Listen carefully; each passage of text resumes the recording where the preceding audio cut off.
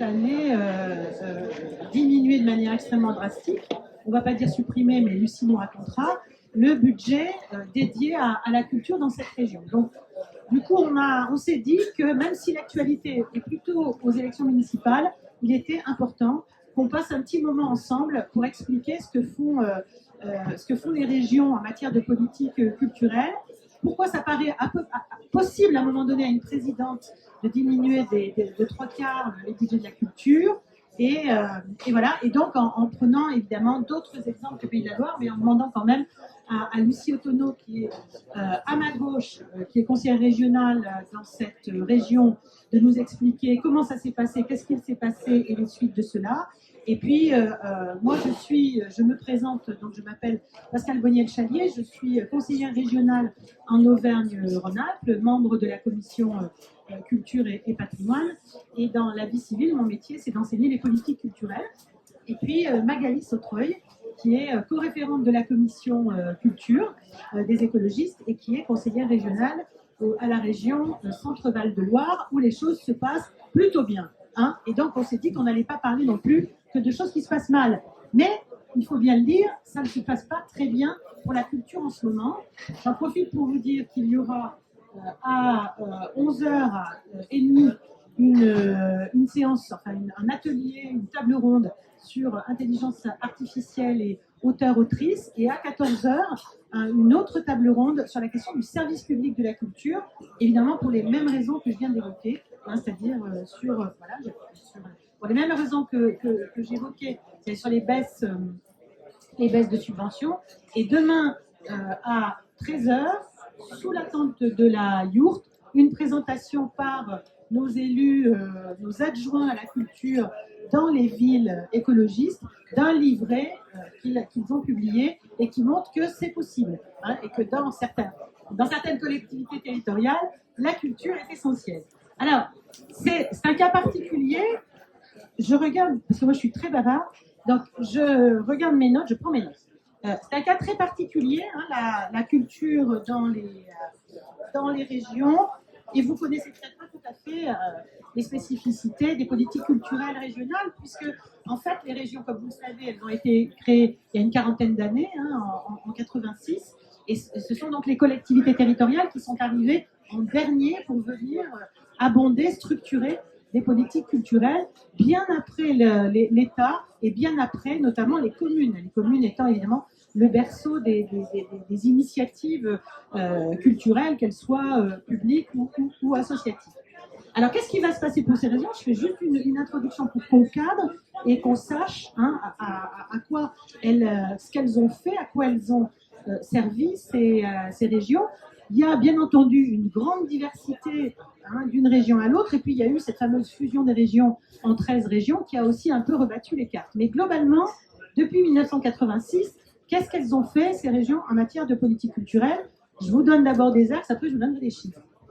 La première chose qu'ont fait ces régions, c'est qu'elles ont cofinancé des institutions culturelles qui étaient existantes. C'est-à-dire qu'il faut bien se rappeler que, évidemment, tous les partis politiques n'ont pas les mêmes scrupules que nous vis-à-vis du cumul des mandats, et donc on a beaucoup de conseillers et de conseillères des régions qui étaient des élus locaux et qui ont profité en fait des régions pour venir cofinancer des institutions qui existaient déjà, des musées, des scènes aujourd'hui qu'on appellerait des scènes labellisées, mais aussi les FRAC, bien entendu, hein, les fonds régionaux d'art contemporain, le fonds régional d'acquisition des musées, je vous en passe. Donc, ces régions, elles sont venues finalement abonder des structures existantes. Et je lisais encore récemment dans une publication de juillet un article d'Emmanuel Négrier, donc, du CEPEL à Montpellier, hein, qui est un chercheur, et qui disait on a toujours quand même, dans les budgets des régions, hein, une prédominance des budgets dédiés à des institutions existantes, qui peuvent être aussi, je le dis, pas seulement dans le domaine du spectacle vivant, mais aussi des musées, des gros projets de musées par exemple. La deuxième chose qu'ont fait les régions, et qui a été une chose importante, c'est l'accompagnement des institutions, des filières, on va dire, leur structuration et la professionnalisation des acteurs culturels. Elles ont financé des formations, mis en place des agences, hein, qui ont aidé à la structuration des politiques culturelles à l'échelle régionale. Vous en connaissez très probablement que c'est des agences pour le livre, c'est des agences dans le domaine du spectacle vivant, des agences dans le domaine de la musique. Elles appuient des réseaux professionnels dans le domaine de l'art contemporain. Voilà, elles ont fait cela pour que les professionnels aient des opportunités, des occasions aussi de se rencontrer, de structurer leur action à l'échelle régionale. Elles ont pu aussi d'ailleurs financer par ce qu'on appelle des COEF, des conventions sur l'emploi et la formation, des filières dans le domaine du livre, dans le domaine aussi parfois du spectacle vivant. La troisième chose que font les régions et qu'elles aiment bien faire, là encore ça dépend des régions, c'est financer les industries culturelles et créatives. Donc, de la même façon que les métropoles, on trouve évidemment beaucoup moins ça dans les départements, dans les communes et dans les communes, mais les régions, elles sont assez friandes parce qu'elles ont une compétence économique, elles ont une compétence formation professionnelle, donc voilà. Et donc ça les a beaucoup intéressées de venir financer les industries, des pôles d'industrie culturelle. Elles ont parfois financé même des pôles de compétitivité dans le domaine de l'image, du patrimoine, etc.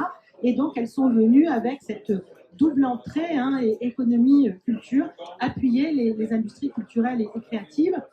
On le verra, c'est d'ailleurs dans ce domaine-là, les subventions ne baissent pas, ça reste une priorité de ces régions. Et la quatrième chose qu'ont fait les régions, là aussi à des degrés divers avec des dispositifs différents, tu en citeras un tout à l'heure Magali, elles sont venues essayer de participer à l'aménagement culturel du territoire, au développement culturel des territoires, avec des contrats qui ont ce qu'on puisse appeler des contrats de développement rural, des dispositifs de ce type-là, mais aussi en finançant les festivals, parce qu'effectivement, une partie seulement, mais du soutien au festival, c'est aussi une façon d'aider certains territoires, notamment des territoires ruraux. Le même Emmanuel Négrier que je citais tout à l'heure dit dans son article que cette fonction des régions est loin d'arriver à rattraper le déséquilibre territorial en matière à la fois d'équipement culturel ou d'action artistique. On le verra encore sur les chiffres tout à l'heure. Alors, remettons quand même à la juste proportion ce que font les régions. Sur l'ensemble des financements publics des collectivités territoriales, aujourd'hui, c'est bien le bloc communal et intercommunal qui finance le plus, pratiquement 80%. Alors, on a des chiffres évidemment du ministère de la Culture, mais aussi on a le baromètre de l'Observatoire des politiques culturelles de Grenoble qui sort chaque année, vous pouvez vous y référer, il n'y a pas de souci. Donc, dans l'ensemble de ces trois niveaux, le bloc communal, intercommunal, c'est 80%. Les départements, ça reste malgré tout 12%. Donc, vos départements sont quand même aussi des acteurs culturels importants. Et les régions ne représentent que 8% de ces subventions. Je vous le ramène, je vous donne un exemple que je connais bien, celui de la région Auvergne-Rhône-Alpes. Je tourne ma feuille. Et là, à la région Auvergne-Rhône-Alpes, si on prend l'ensemble des subventions publiques en ajoutant l'État, intéressant de voir ça, vous avez 66% des dépenses publiques pour la culture qui sont le fait des communes et des EPCI, 10% qui est le fait de l'État, donc bonne relation avec vos DRAC, Anne sait de quoi je parle, 19% des 13 départements de notre région Auvergne-Rhône-Alpes et seulement 5% la région Auvergne. Ça ne veut pas dire que ce n'est pas important, ces 5%. Ça ne veut pas dire qu'on n'en a pas besoin, mais c'est vous dire un peu les répartitions. Je vous rappelle, Marine Tondelier l'évoquait hier d'une autre manière dans son discours, que 55% des moyens du ministère de la Culture sont concentrés en Île-de-France pour des raisons historiques que vous comprenez très bien. Il faut bien faire fonctionner le Grand Palais, le Louvre et la Philharmonie. Donc, vous voyez, il y a un déséquilibre très fort, et ce déséquilibre territorial, malgré tout, les collectivités territoriales et les régions n'arrivent pas à le compenser. Je finis sur ces chiffres. Dans les baisses qui viennent d'être annoncées, notamment dans le baromètre que vous retrouverez sur le site de l'Observatoire des politiques culturelles. Malheureusement, je le redirai cet après-midi, que 50% des collectivités territoriales cette année, ont baissé les efforts financiers en faveur de la culture. Alors certaines l'ont fait très peu, ont véritablement été très attentives à ne pas mettre en difficulté plus que ça leur tissu culturel territorial, mais c'est quand même une collectivité sur deux qui a baissé pour des raisons que vous connaissez, qui sont notamment liées à la baisse de la DGF, de la dotation globale de fonctionnement. Le bloc local résiste beaucoup mieux, hein, c'est celui qui permet au système de ne pas s'effondrer, mais la région Île-de-France a baissé ses crédits de moins 20%, la région PACA de 7,8%, la région Auvergne-Rhône-Alpes est annoncée sur une baisse de 3,5%, mais en réalité, cette baisse, elle concerne en Auvergne-Rhône-Alpes et uniquement la création et la diffusion artistique. C'est, je vous donne le montant, moins 5 millions de subventions qui seront ponctionnées cette année, qui seront enlevées au secteur de la création artistique, alors que le secteur du patrimoine, lui, augmente. Hein, et on voit se dessiner évidemment des particularités en matière de politique culturelle.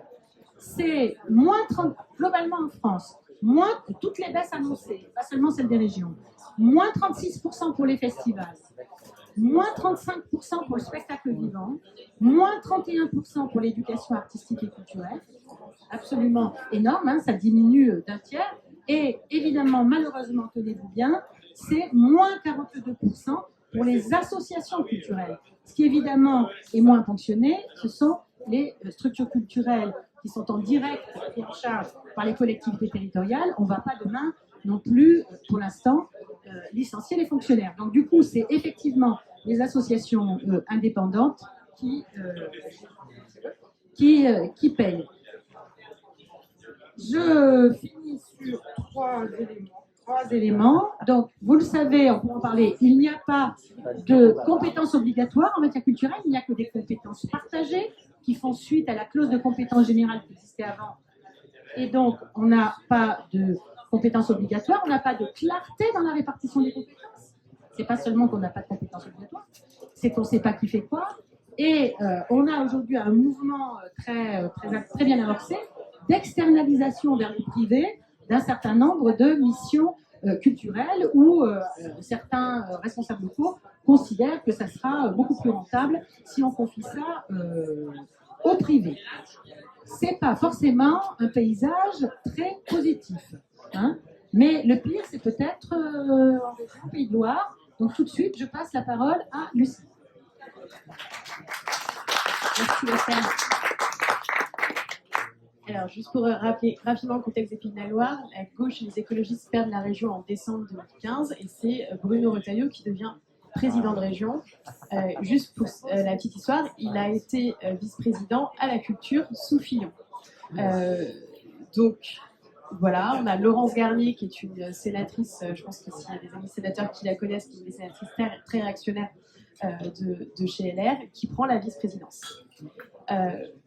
Bizarrement, ils ne touchent pas tout de suite à la culture. C'est-à-dire qu'ils ne touchent pas tout de suite au budget. Ils décident de prendre un temps de regarder ce qui se passe et de ne pas couper. Par contre, ils font des coupes un peu symboliques et idéologiques, comme par exemple le Hellfest ou le festival Métis Pays de la Loire. Voilà. Donc il y a des petites choses comme ça, et ils répondent même au RN qui s'attaque à cette culture subventionnée. Et Bruno Retailleau fait une réponse sur l'histoire des politiques culturelles subventionnées. Donc le début de mandat, c'est un peu comme ça. Voilà, et c'est assez déroutant. Alors bien sûr, on voit des nouveaux qui arrivent. William Christie, musique baroque, qui a une belle maison en Vendée, qui du jour au lendemain a une subvention de 180 000 € en fonctionnement tous les ans, qui est renouvelée avec des subventions aussi État.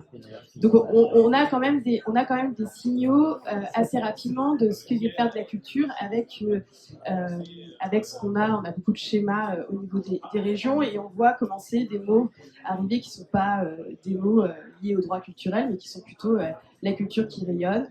On peut faire assez rapidement avec un parallèle avec ce qui se passe au Puy du Fou. Moi, je suis vendéenne en plus, donc c'était facile pour moi de renvoyer cette image aussi à Bruno Retailleau. Mais on voit quand même qu'il y a ce petit virage qui est en train de se faire.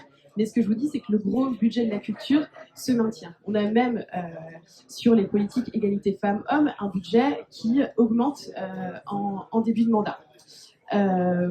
Voilà. Mais effectivement, il s'appuie sur ce contexte des répartitions.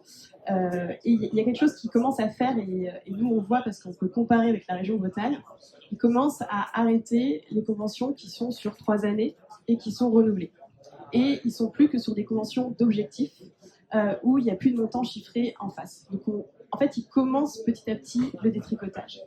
Et ça va être important parce qu'en fait, on va se retrouver quand ils vont décider, et c'est pas Bruno Retailleau qui va le faire parce qu'il va assez vite quitter la présidence, mais c'est Christelle Morancet qui va prendre le relais.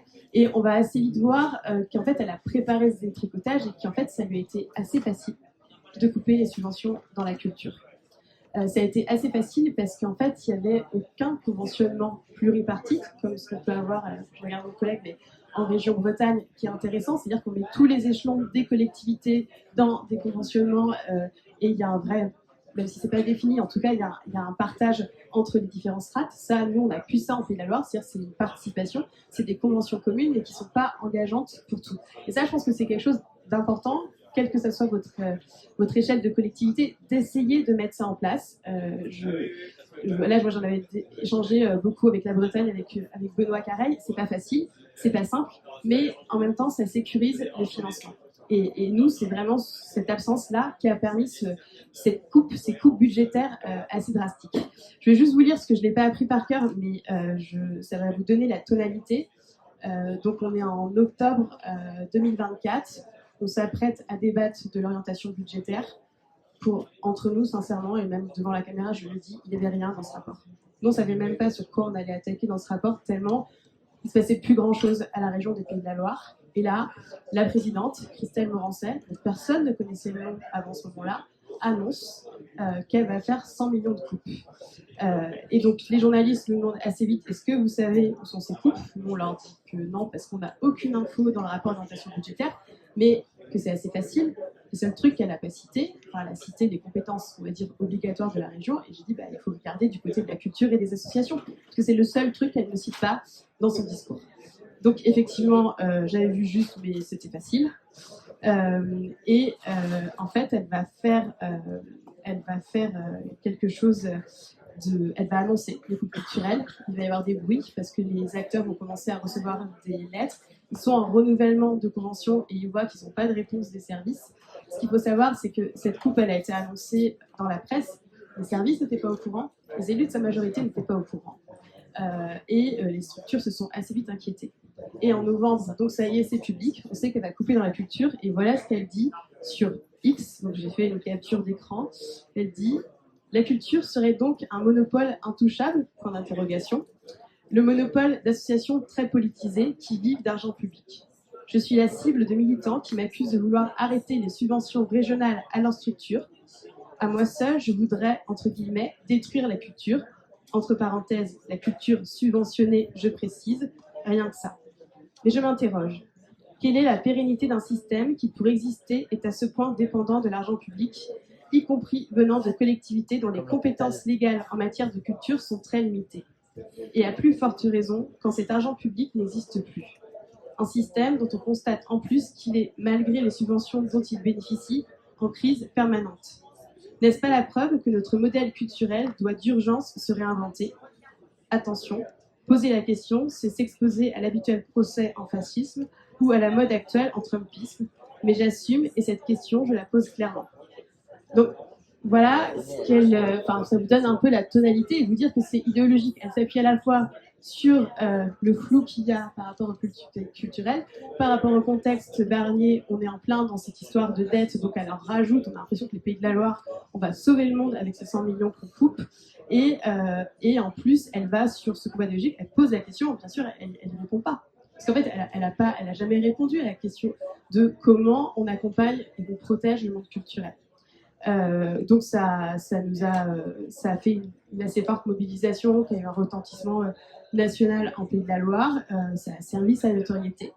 Elle n'a pas bougé d'un iota. C'est-à-dire qu'il n'y a eu aucun recul, sauf ils ont été un petit peu vite sur des conventions où ils voulaient couper assez rapidement et ils se sont rendus compte quand même qu'il y avait des engagements.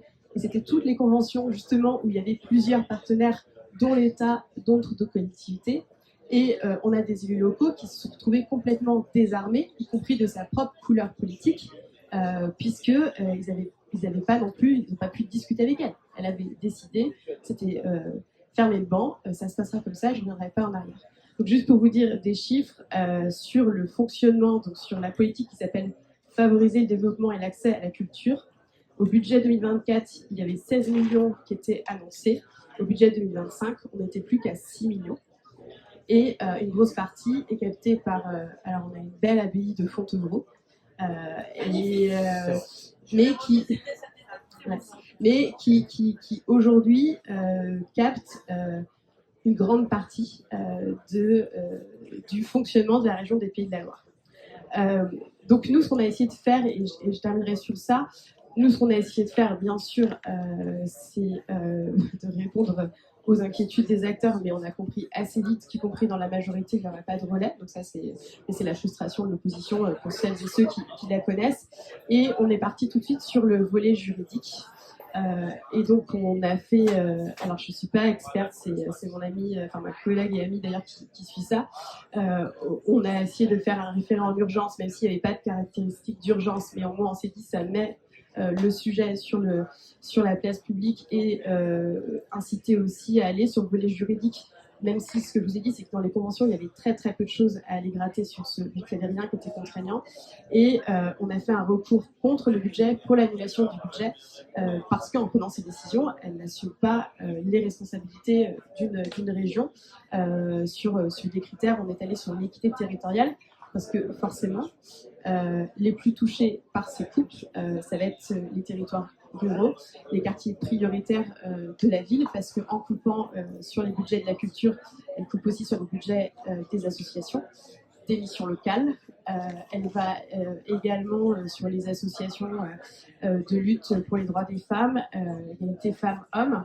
Et dans les effets collatéraux, vu que les acteurs culturels perdent des subventions, des moyens d'agir, capacité d'agir, là, dans les premiers effets qu'on a eu assez rapidement, c'est auprès de la jeunesse, tout ce qui est centres sociaux, culturels, etc., qui arrivaient à avoir des prestations culturelles à bas prix qui peuvent plus les avoir. Donc ça, c'est un peu les effets. Et dans l'autre truc, et je vais terminer sur ça, sur les Pays de la Loire, sur ce qu'on a vu, mais ça fera aussi écho à ce qu'on voit au niveau national.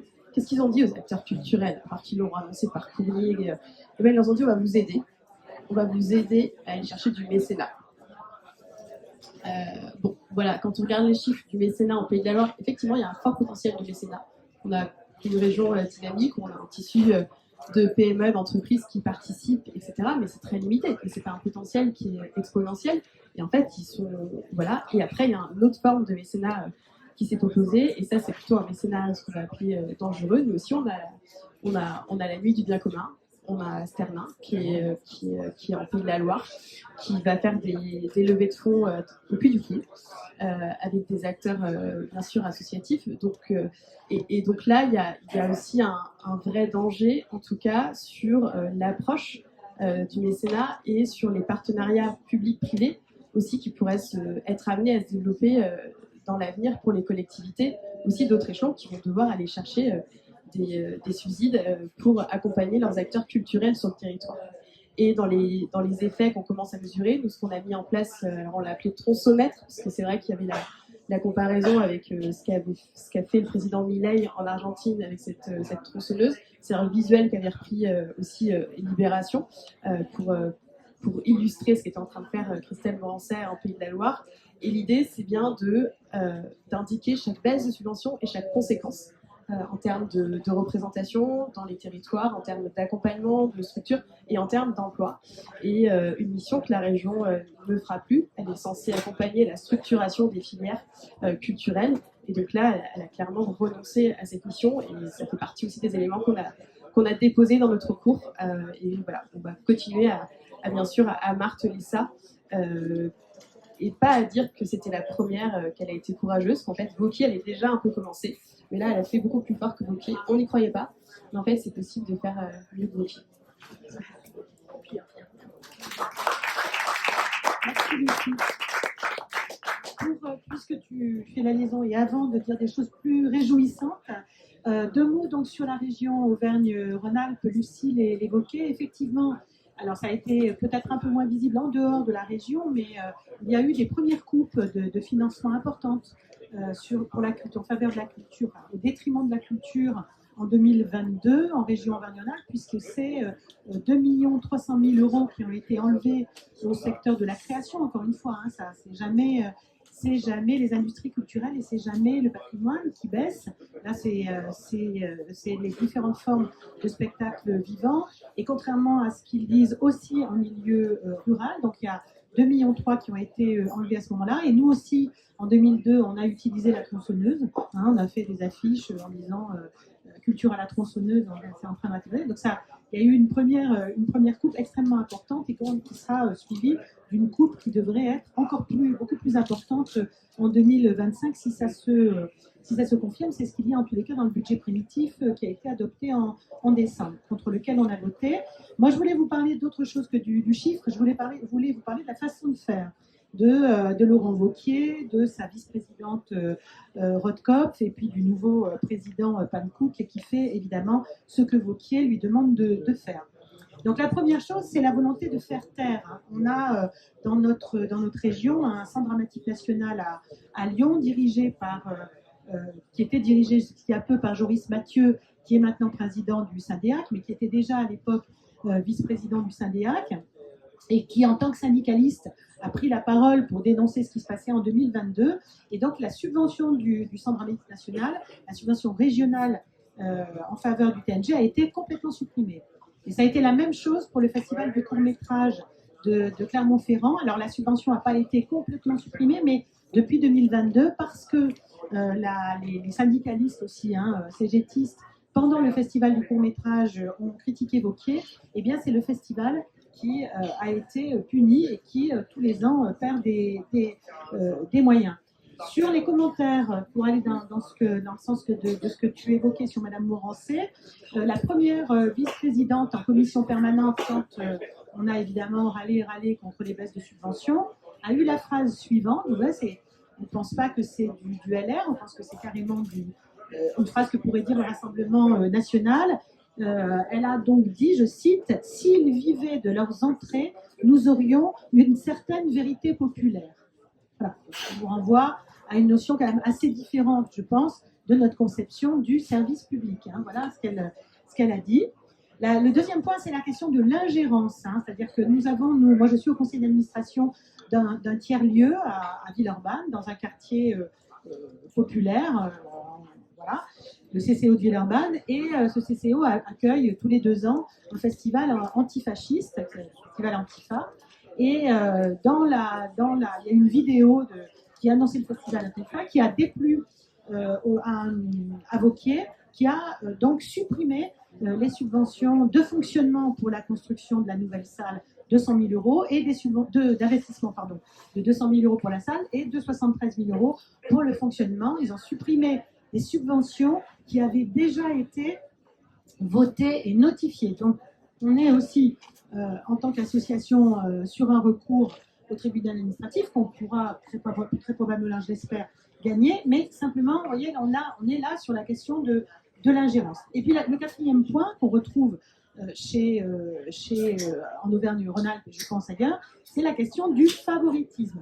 Alors, favoritisme, clientélisme à des opérateurs qui sont dans des collectivités territoriales, je vous cite le Puy-en-Velay, hein, ça ne va pas vous étonner, mais vous avez une petite animation avec des bénévoles qui s'appelle la fête du roi l'oiseau, qui est plutôt sympathique, mais qui reçoit 3 fois plus de subventions que le festival de Jazz à Cré, hein, qui est un festival international très connu.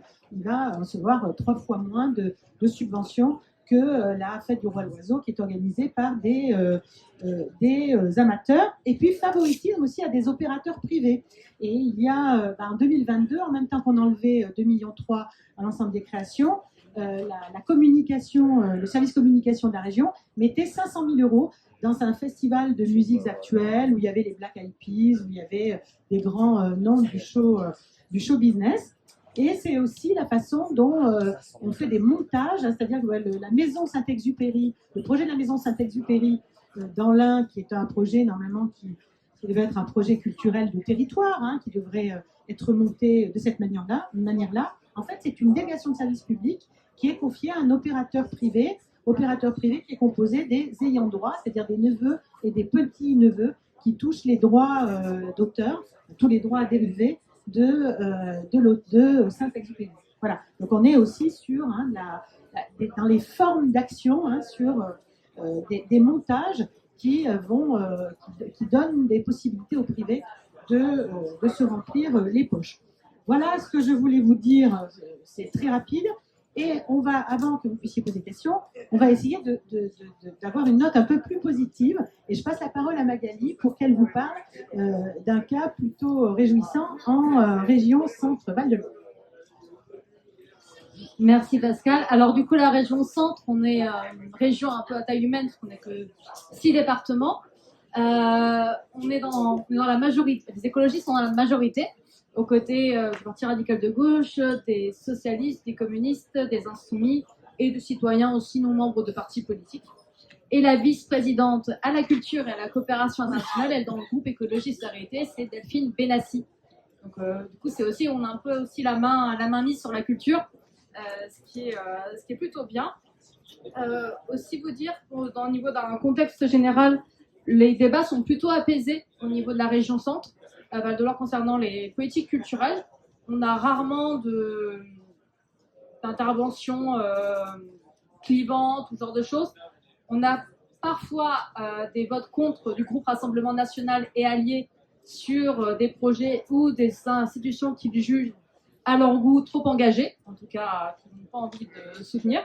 Ce à quoi un jour Christine Fauquet, qui est de droite, a répondu les élus n'ont pas à se prononcer sur le contenu d'un projet artistique, ça c'est la liberté de création et d'expression, mais sur le fait que ça répond au cadre d'intervention.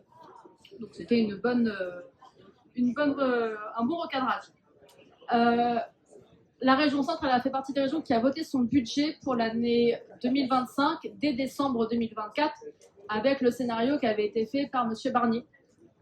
Et la volonté d'alors, ça a été de ne pas couper à la hache dans une politique plutôt qu'une autre. On a demandé à chaque direction de faire des efforts, ce qui fait que le budget de la culture avait été impacté de moins 3,15%. Et on l'a réabondé là en juin 2025 de 440 000 euros parce que du coup les perspectives budgétaires étaient un peu meilleures. Pas forcément petit, c'est un peu meilleur. Sachant que dans ce budget, on ne compte pas, et ce qui fait aussi partie de la culture, tout ce qui va être dépendre de l'aménagement du territoire avec l'investissement pour les équipements culturels et de lecture publique, qui sont pour chez nous les contrats régionaux de solidarité territoriaux. On a aussi parfois du LEADER ou du FEDER, des fonds européens qui peuvent intervenir. On a aussi tout ce qui est soutien à l'emploi associatif, parce qu'on a des structures culturelles. Alors c'est un dispositif qui est victime de son succès parce qu'on a de plus en plus de monde qui leur sollicite.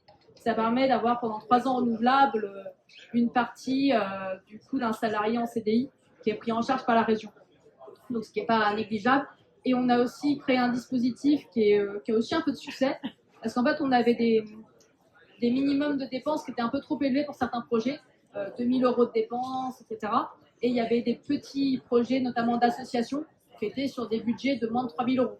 Donc on est à l'aide aux associations qui ne rentrent pas non plus dans le budget de la culture, ainsi que le dispositif aux arts citoyens, qui est sur la partie éducation. Mais à chaque fois, la direction de la culture est associée. Donc on a pas mal de politiques, pas seulement dans la culture, qui sont comme ça, qui sont des dispositifs transversaux et qui font appel à différentes directions.